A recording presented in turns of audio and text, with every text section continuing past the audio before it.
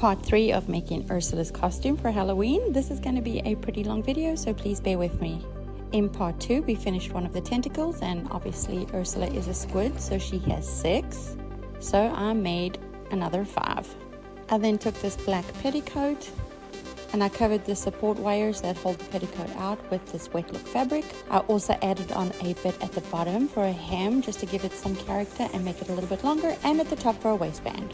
I then took it outside and painted it some of this kind of purple metallic glittery paint, just so it wasn't so flat and so boring. I then cut the excess off the top of each tentacle and use that fabric to close up the top so that the stuffing doesn't fall out. Now you've got each tentacle perfectly sealed. As you can see, here's the skirt painted and it's looking so much better. Now it's time to attach these tentacles to the skirt. It's heavy, so you're going to need support underneath each tentacle, and I used really thick thread with a kind of darning needle to sew them on. Make sure you place each one perfectly where you want it to be. Each of these were pretty heavy, so I had to use a hula hoop underneath at the bottom of the skirt for extra support. And while I didn't film it, I just put the hula hoop underneath there and I attached it to the bottom of the hem by stitching it in place. I then used the shower mat from Dollar Tree to cut out the little suckers, and I sprayed them and then hot glued them on each tentacle pretty much at random.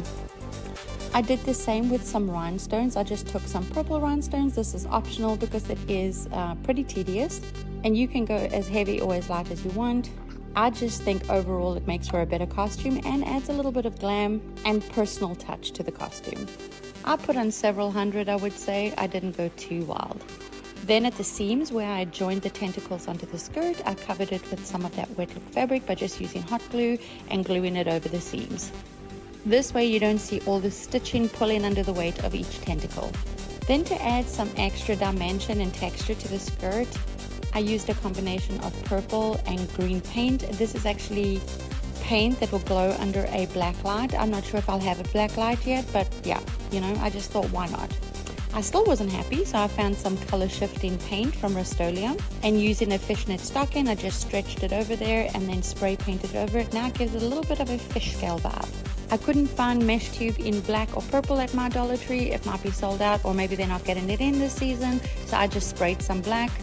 And luckily the iridescent thread that's in there kind of shone through, which is very nice. I then stitched it onto that petticoat underneath because I still felt like it needed something more. Again, this is all optional. You can stop whenever you like. But already look at that, it just looks so much more sinister. And Flotsam and Jetsam have arrived, looking very villainous.